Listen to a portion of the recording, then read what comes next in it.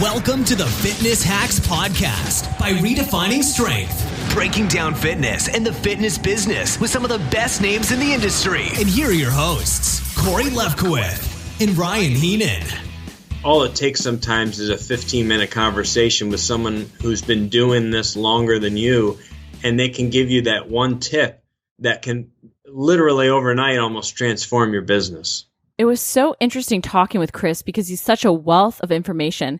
Not only has he done powerlifting and bodybuilding and kettlebell, but he's experienced so many different things with building a business. And being that Critical Bench was founded in 1999, they've almost been in business coming up on 20 years now, which is pretty crazy considering the internet is as young as it is. So they have so much experience with listening to their audience and creating products that people actually want.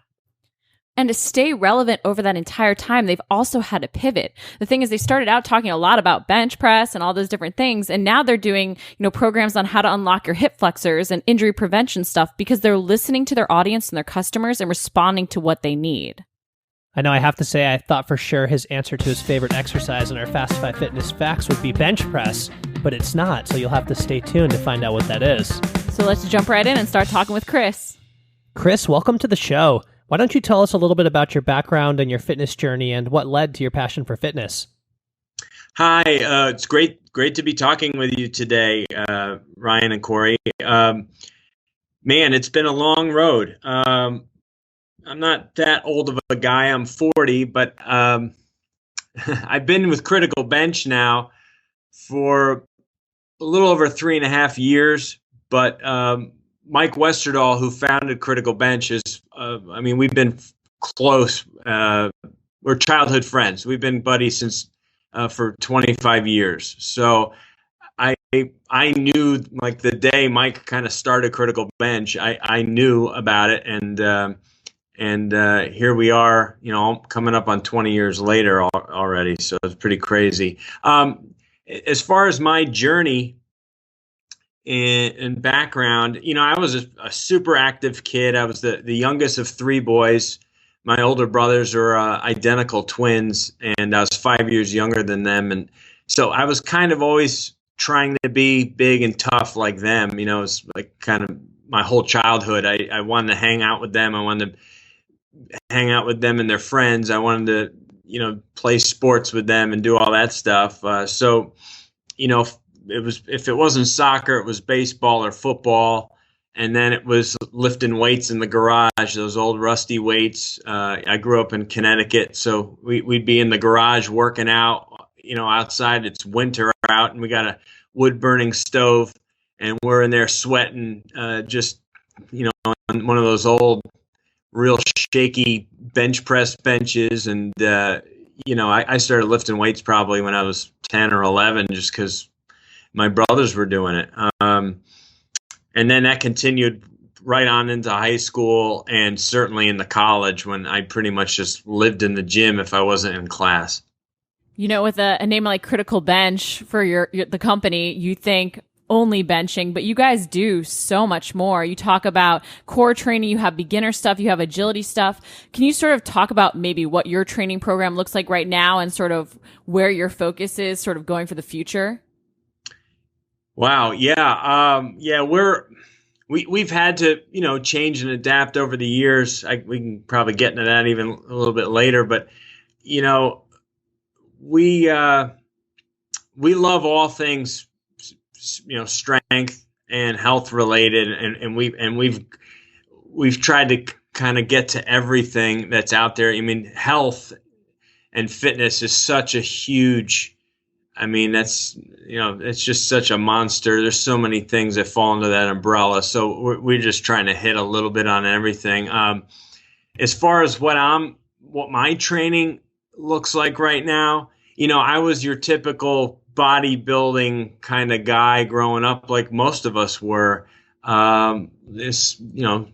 Several decades ago, right before, the CrossFit and the strongman and all that stuff became, just kind of more popular, more general interest. Today in my life, I'm a married guy with a couple kids. So, if I can get 3 to 5 days of working out a week, I'm thrilled. I focus mostly on compound movements, very little isolated stuff anymore in my life. Threw away doing curls for the most part to doing, pull-ups and deadlifts and tire flips and, farmers carries and stuff like that. So, but I just blend the whole body. I work my body from head to toe pretty much every workout because I'm a firm believer in, the real strength starts from the ground up. And so try to always get the legs involved. I love that you mentioned that you sort of change with the times, because I think often we get very stuck in one way of thinking and we don't sort of keep learning about what's out there. Where have you sort of gone to sort of keep up with the times and keep progressing forwards? Yeah, well, you have to always pay attention to, what's out there. You have to continually read and research and communicate and have relationships with other people in the business. You can't just think. I mean, you're just naive or stubborn or ignorant to think that whatever today is going to be good 5 years from now, and you're every day is we're learning. I mean, the business today is so much different than it was just when I started here 3 years ago. It's unbelievable how things change and the way the market changes and what people are interested in. And you have to, people will tell you what they're at, what they want. We have the luxury of having a really nice email list, meaning we're in touch with a lot of people on a daily basis, and that's over the globe. And just by what emails and stuff they are interested in, what things they're clicking on, you kind of can gauge what their interests are and what they want from you. And so you have to use that information to your advantage and give them what they want. They'll tell you. You just have to be smart and listen to them, and not just create things you think are cool and hope that others think they're cool. You have to create things that other people think are cool because they're giving you that information. I think that's great advice. And it's, like you said, it's kind of finding a way to backdoor asking somebody what they want and still being able to give them what they want. Now, I have to ask you, Critical Bench is going to be turning 20 in a few years now. And starting a fitness website back then is so much different than doing it now. I mean, daily there are probably, I would say, at least thousands popping up. What advantage do you think you have just from being around for so long in terms of staying ahead of the market? Yeah, great question. And I've learned so much from Mike, and Mike's, I don't want to say Mike's a dinosaur, but I mean that in the best possible way. He started with, in the online fitness world back when there really wasn't a lot, going on in '99. And so he very quickly kind of became the authority when it came to the bench press, certainly.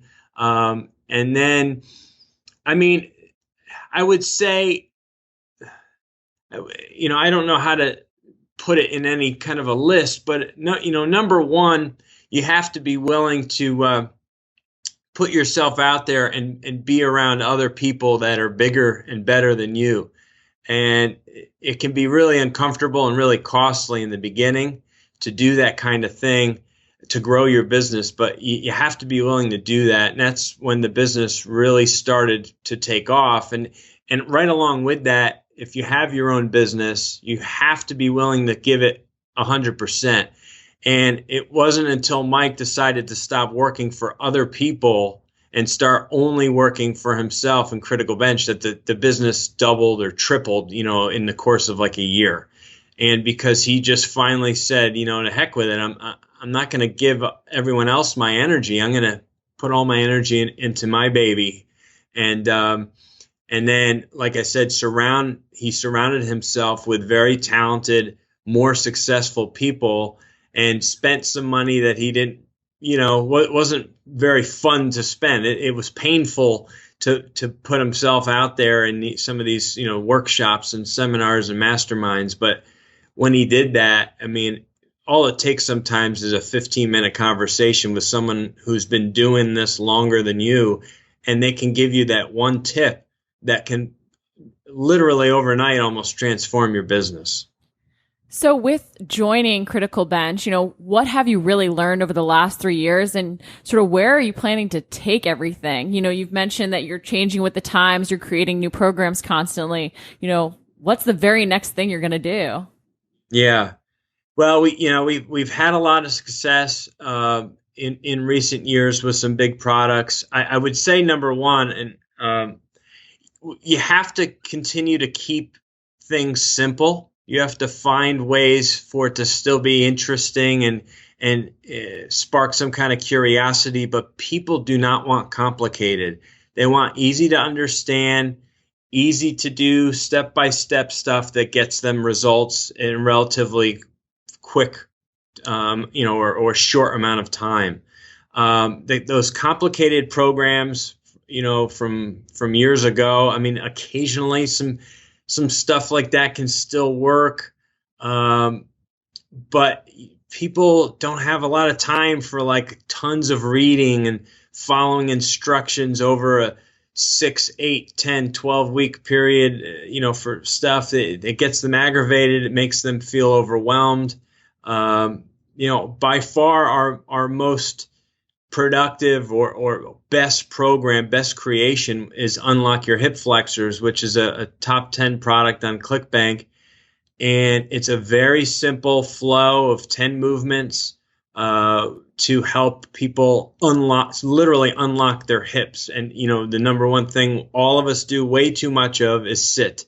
That includes, of course, people who work online for a living like myself. Yes, I'm active with my kids and I work out all the time, but I sit far too much. So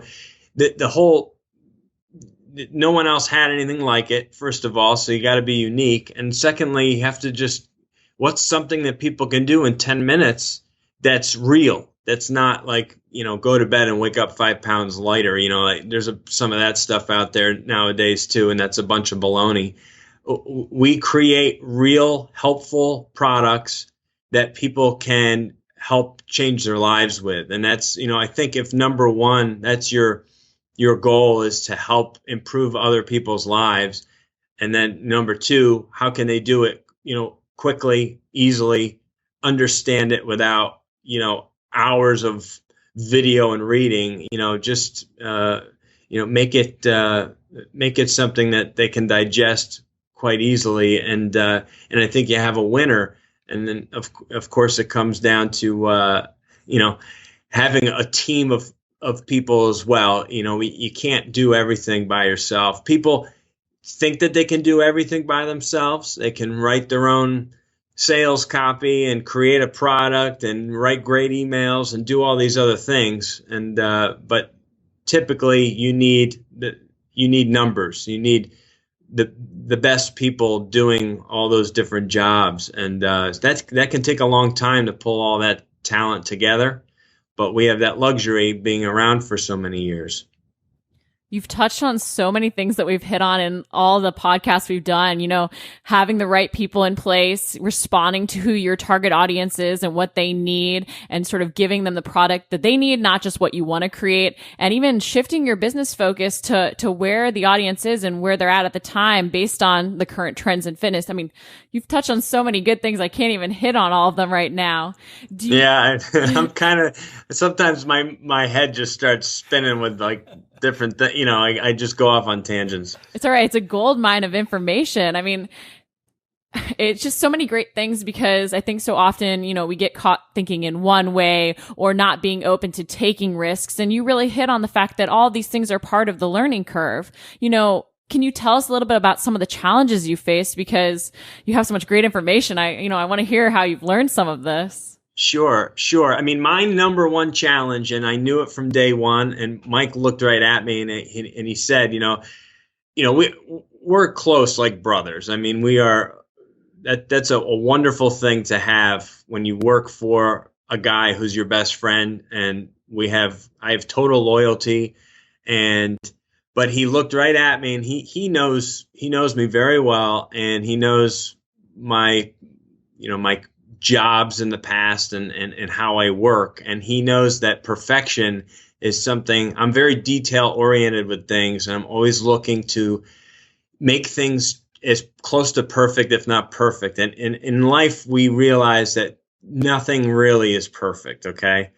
And we have to get stuff done is what is most important. And that's why so many people in all business, but certainly in this online world, they don't get off the ground because they're always, they feel like they're putting themselves out there, which of course they are, and their name's on it. So they think, well, if my name's on it, I've been working on this for 3 years now, and it's not quite perfect yet. And they're so afraid, the fear of something not being perfect, just holds them back from getting stuff done. So speed over perfection for sure, and just get things done, put it out there. You can always make things better. That's why there's a 2.0 on a lot of products, because you can always improve upon what you've done. So stop worrying so much about every little detail and just go. And I think this even ties back into getting feedback from your audience, because if you don't have anything out there, there's nothing to get feedback on. Right. Totally. I mean, it's, like I said, if you have the right relationship with your email list, with the people that you're in touch with on a regular basis, who maybe you're selling to or communicating with, I mean, they're giving you gold nuggets all the time. You just have to, just carefully look over everything that what your data tells you, and and it's right there for you. I think you touched on such an important point for anybody getting started in the industry. There's this fear of putting something out that's not perfect. And the thing is we're constantly learning. So something you even thought was perfect originally will end up not being perfect as you learn more. Could you give someone some tips if they're just starting out, how to sort of get over that and put out their first thing and get over the fact that that might not be perfect? Yeah. Geez, what's a good tip? I mean, I won't name any names, but there was a guy back when I first started working for Critical Bench who we met during I got certified with kettlebell, the RKC, Russian kettlebell, and met this guy, military guy, super muscular, very talented with what he could do with the kettlebell or just with body weight. Very, very strong and physical specimen. And right off the bat, we wanted to do some stuff with him, like videos and stuff, because we thought, wow, he could really help our YouTube channel with some terrific content, because he's just such an authority with some stuff. And we did that. And then there was an attempt to maybe make something with him, like partner up with him and make something. And then we realized very quickly that this was something he had been working on or messing around with for like literally years. And he still wasn't like where he wanted to be with it. He still needed more time. And again, it was just that sense of, I need this to be, I need this to be right before I can move on to this part. And he was so stuck on every little minor part of the bigger picture that he was like suffocating himself. And I just, to this day, who knows if that ever was even realized, that product. Our thing here is just, you do the best you can. You do the research, you put in the work, and you get it proofed, and you get it going, and you put it out there, and you see what it can do. And without getting other people's reaction, I mean, you don't know if you got a winner or not. Anyway, you might think it's amazing. Oh, I put out something perfect, and then 4 people bought it. It's like people aren't looking for perfect. They're just looking for something. In fact, some of my best videos on YouTube or some of our best videos in general on our YouTube channel are the ones that aren't perfect, where there maybe is a hiccup or something silly that happens, and people just really seem to respond to that better. I mean, there's a human quality there. They're not looking for robots. They're looking for something that can, again, just help improve their life. I was going to say, I think that's the thing about humans is they're human. Right. You know, yeah. right. It's so funny how people get so caught up in, almost trying to make it look like a movie when it's really more about the information that you're presenting. And I mean, you have obviously a lot of great how-to content on your YouTube channel, but switching directions back into having a product that is hip mobility, but a company name like Critical Bench. So what I find so fascinating about that is you almost have a way to funnel people to a certain direction based on that first touch point with a product. So if their first touch point might be that hip mobility product, you can funnel them, then, maybe you make them feel better to a point where they can use a more advanced product. Do you guys have systems in place to go from one program to the next? Oh, certainly. I mean, we that's actually what we're in the process of kind of creating. I mean, really, it starts with a lot of free content. And what I mean by free content is you got to create stuff that people would actually be willing to spend money for, but you give it to them for free. And it's an opt-in report, and BioTrust, who we have a phenomenal relationship with, and Joe Marion, and he's a close friend of ours. They are like masters of creating the free report. People just eat these things up. They're loaded with terrific information, and then that puts them into into their database, and then they know kind of where the starting point was, what their interest is, and they know where to take them. So we have a lot of great free opt-in reports. We're continuing to create more to lead to some of our winning offers. And I mean, I just proofed 2 this week, and I'm very excited about them. You make these super, super nice. These are our products that are just for free, and people love these things. You're giving them 20, 30, 40-page reports with great pictures, and terrific information, and they create good feelings with potential customers. And then eventually, when that trust and when they like you and they trust you, they're much more apt to continue and possibly purchase from you. So having a funnel for everything, and then having those products all, like you said, we have our Unlock Your Hip Flexor product, which is our number one thing. It's doing great.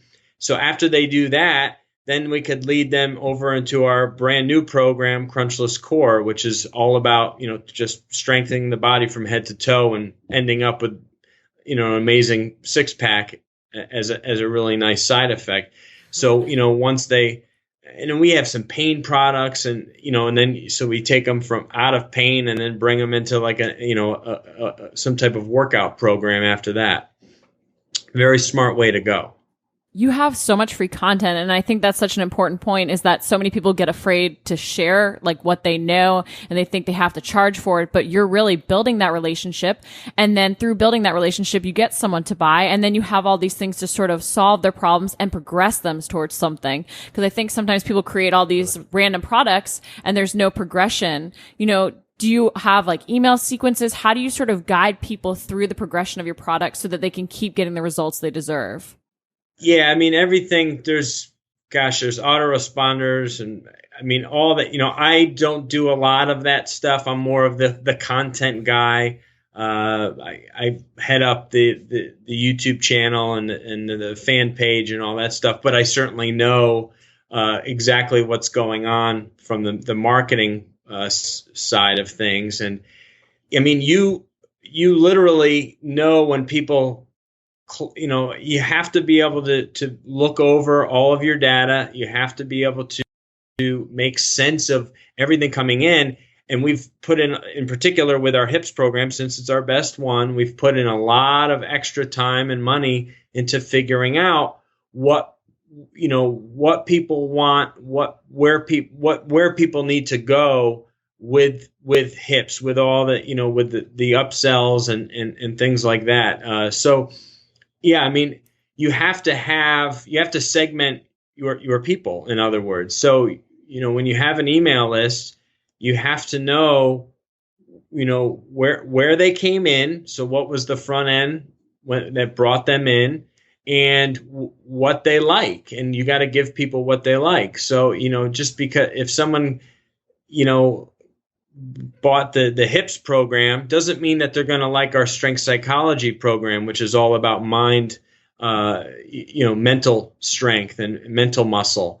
And so, but those folks might be more interested in, something that's maybe workout related, or maybe when we're promoting someone else's program that's something about tactical something or another, they'd be more interested in something like more military, because they came in through strength psychology, which was created by a guy from the military. So yeah, I mean, you need to know where to go with your audience and be able to track all that. I mean, and if you're not doing that, you're just, you're leaving a lot of, I hate to say, money on the table, but you're certainly not working with your list the way they need to be worked with. You need to continually give them plenty of great content, but then also, give them the things that that interest them the most, rather than just,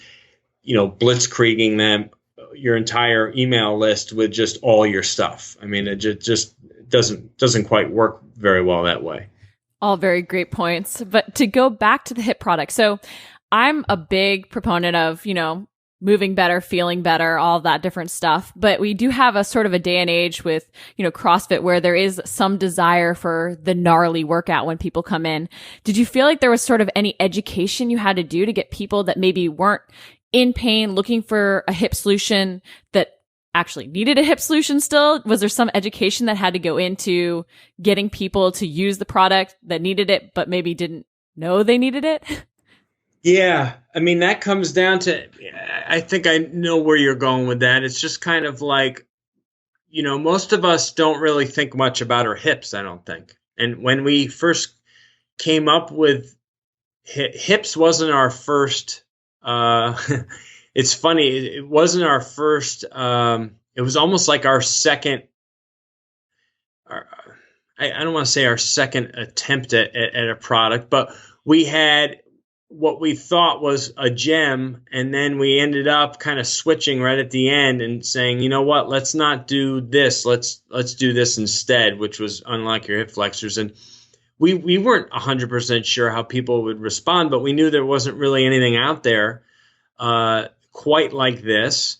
And everything starts from the center of the body. And once we did a lot of research about the psoas and the, the iliacus, those muscles that kind of are deep in our body and are the most abused muscles when it comes to just sitting. And sitting, everyone can relate to. And that was kind of one of our big hooks was, this one thing that we all do for hours a day is really a detriment to our health, to our performance, to our sexual function, to all kinds of things, because we're locked up in this half fetal position all the time. We're stressing out our adrenals. We don't even realize it. So we have like a leaky faucet with our adrenals because we're always in this like seated, crunched 90. And that's another great reason to not do crunches and sit-ups, and that ties right into our Crunchless Core program, which is how to get abs without doing a crunch or sit-up. So, but back to hips, it's I think it really was relatable to everybody because we all sit. Even if you're an elite athlete, you can sit too much. It doesn't matter what you're doing those other 3 or 4 hours a day if you're still damaging yourself 5, 6, 7, 8 hours a day with sitting too much. So this hips program was something that was just so quick and so easy to do. And we talked about how static stretching is not the answer. People think of getting flexible, they think of static stretching, and that's about the worst. I mean, yes, there's some need for it, or there certainly can be a part of your programming, but there's so much more effective ways to kind of open the body up with all the mobility stuff and dynamic stuff and PNF and all these other things that are just far more worthwhile than the static stretching. So I think just overall it resonated with folks that they hadn't seen anything like this before. It made sense. We didn't talk over them. We didn't confuse people. I think our language was very simple and seemed to just click with people. And I think that's the whole thing, right? You have to kind of hit people with a real pain that makes sense to them. That's like, yeah, I sit a lot. Like, I didn't realize sitting was like really hurting me. And then like, yeah, I want to be fit. Yeah, I want to lose some weight. I'm like, oh, okay. And then, if I do this, that'll help like increase circulation and wow, I might even sleep better at night. It might even help with like headaches or with, how I feel when I'm working out at the gym and all, my energy. And so there were so many things tied to this this area of the hips. It really was like the more we researched it, the more excited we got because we're like, oh my gosh, there's so many ways to go with this program. And so, yeah, hips is just, we just love it. And we're continuing to work on it and improve it and make it, make the whole flow and everything that much better for it. It was almost like you took something that people didn't really know about or even really realize they needed to necessarily work on, and you related it to things that, they do every day. So you made them sort of realize that this is something you're causing problems by all the things you do. So there was like almost education in selling the product. Oh, no doubt. No doubt. I mean, we were educated ourselves. I mean, it was funny, like even to this day, I mean, I think yesterday I was doing a bunch of movements from the hips program in my warm up. I wasn't following the flow exactly, but I probably did about half the movements in my warm up before a quick workout yesterday, just because they feel good. It feels right. You feel like you're opening your body up, and then and there's no doubt that my hips have improved in the last year since I've been doing a lot more of this stuff in my warm ups or right in the middle of my workouts. It definitely is something that we're so proud of because it's giving real results, and I pretty much guarantee anybody who takes the time to do the flow in the program, like 3 times a week, we like to recommend as like a minimum. If you did this flow 3 times a week, there is no doubt in my mind that you're not going to improve your hip health, and that's going to bleed into all other aspects of your life.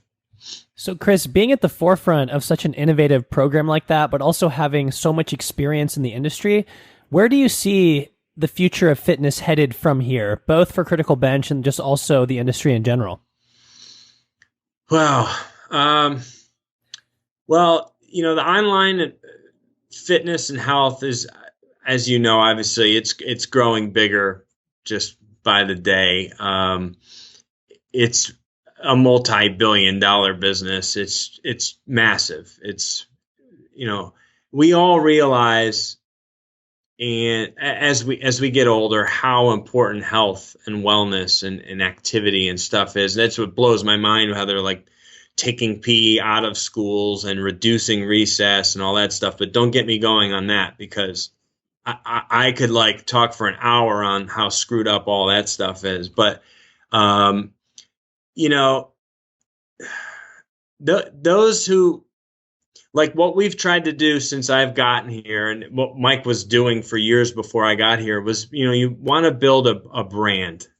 And the best way to build a brand anymore is through YouTube and Facebook and Twitter and all that other stuff. And so those social media outlets help, I think, give you a better chance at surviving and growing, because that likability, that popularity factor, that's where all the free stuff really helps. Giving things away, free gifts, that and the other. You got to make friends with your with your audience, and they know you, they like you, they trust you, all that stuff. I mean, it's so vital to a business thriving. And so once you have that huge fan base, it just gives you that much more freedom to try new things.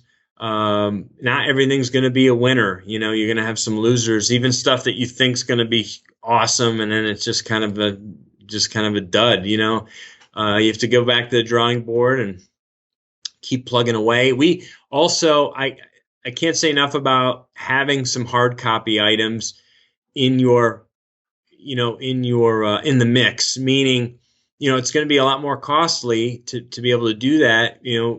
I remember, gee whiz, I mean, when Mike started with Critical Bench, everything was a hard copy. I mean, he was binding bench press programs by hand and mailing them out every day.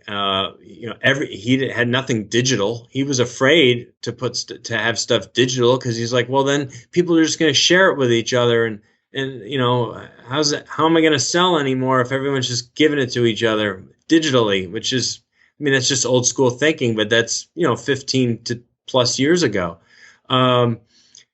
Getting back to something that you can make, hold in your hand items. I think there's still a lot of value in that. People love to hold a nice book, or to get a disc in the mail or something. And I don't know how much longer, DVDs are still going to be, a popular thing, but to create something like that versus just everything being a digital download, I think is quite helpful, and it really helps cart value. People will pay a lot more money, obviously, for something they can put on their bookshelf or put in their TV stand. I think you have to be willing to try and use Amazon on some level. I mean, Amazon's a beast. So, and we've gotten into that with our own little supplement line, Critical Nutrition. And we've done we have several things. And I think we're up to 7 items on Amazon now. And then another option is always partner with somebody else who's an authority. We partnered up with AS Research a couple of years ago to create a natural testosterone booster. Natural testosterone. We picked what the ingredients were, and I still take it to this day. It's called T-Drive, and it's awesome. And it's got DIM in it, which helps to squash estrogen, and it's a wonderful thing. So you have to have a lot of different, a lot of different veins of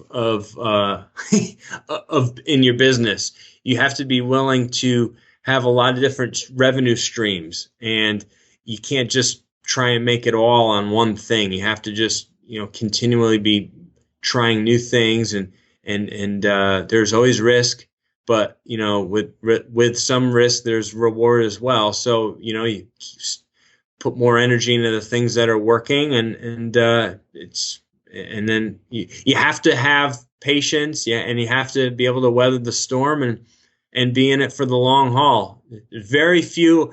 What's that saying? A 10-year overnight success. I mean, it's.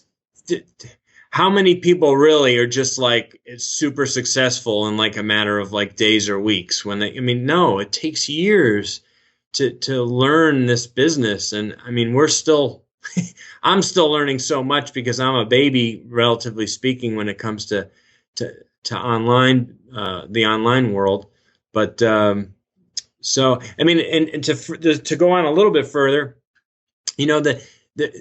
the market is so rich with exercise and workout programs and nutrition and diet plans like that. So how can you differentiate yourself? There's obviously, there's only so many ways to do like a push-up, a squat, or a deadlift, right? So you're going to at some point it's not going to seem that like new and innovative.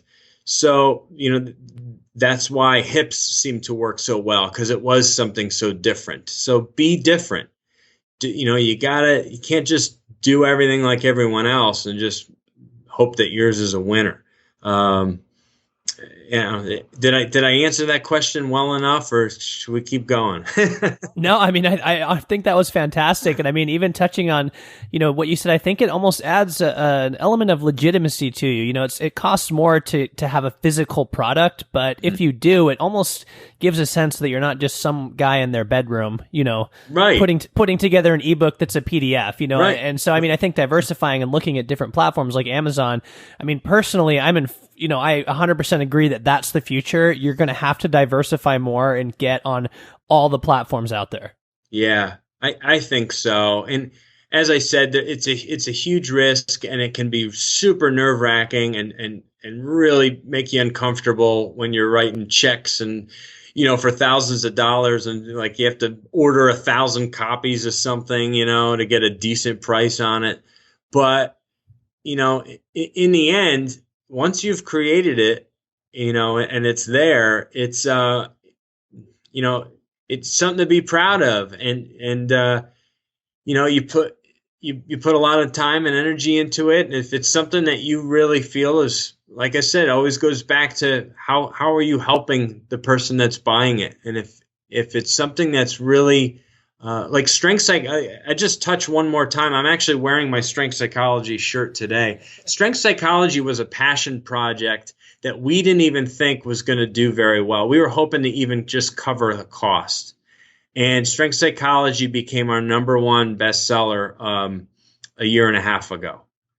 And, I think when we first launched it, it did over $300,000 when we launched it. And it was all about mental toughness. We partnered with Mike Gillette, who's just this amazing guy who's today known as, for his feats of strength. But this is a guy who comes from, he has a law enforcement background.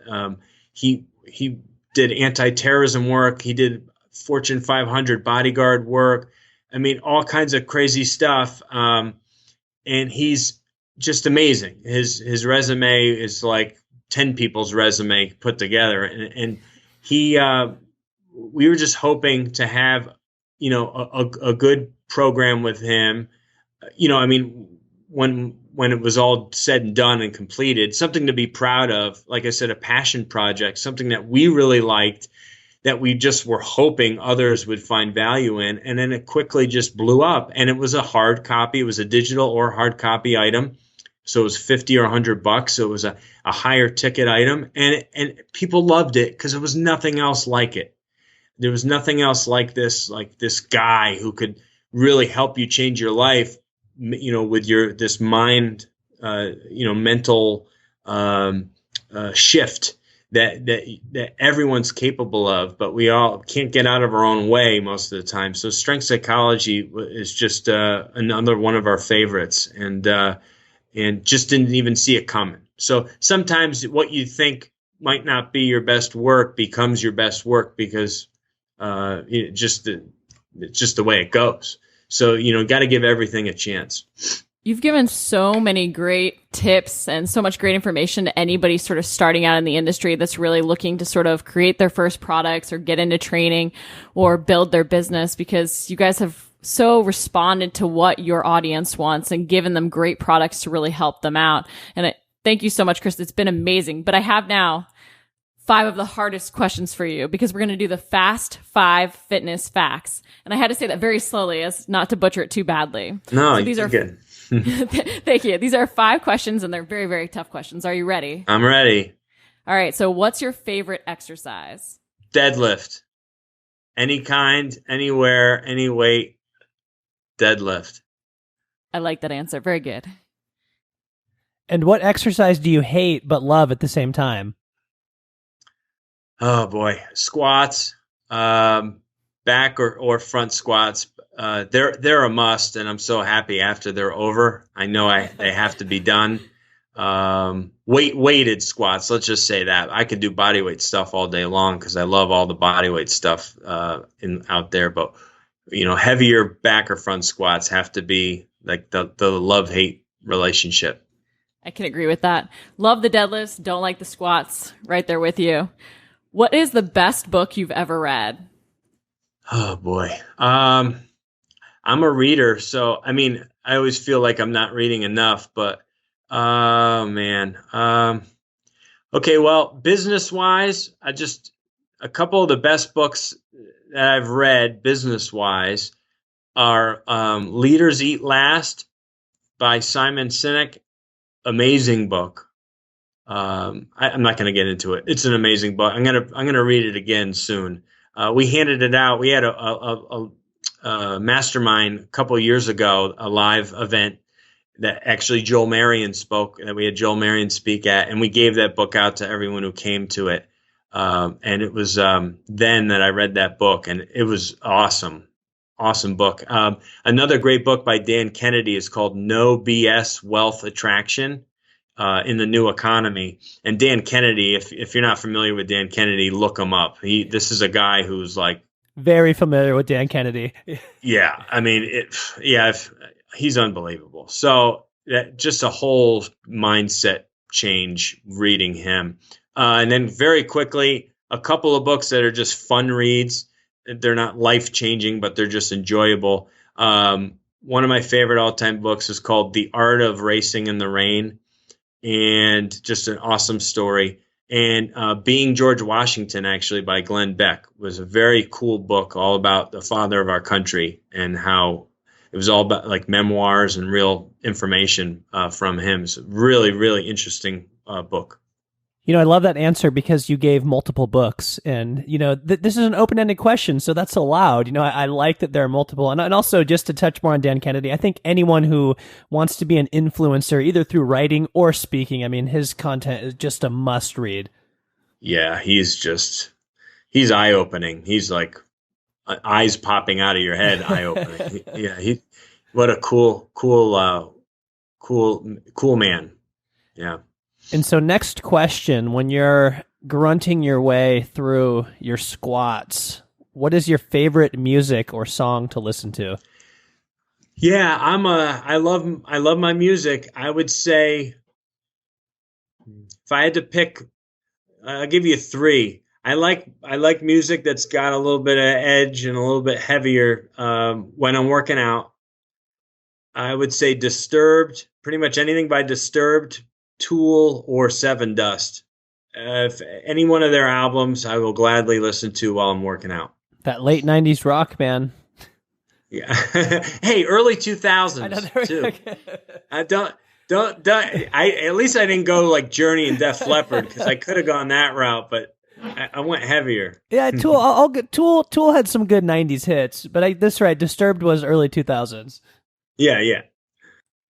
And if you could train with one person, dead or alive, who would it be and why?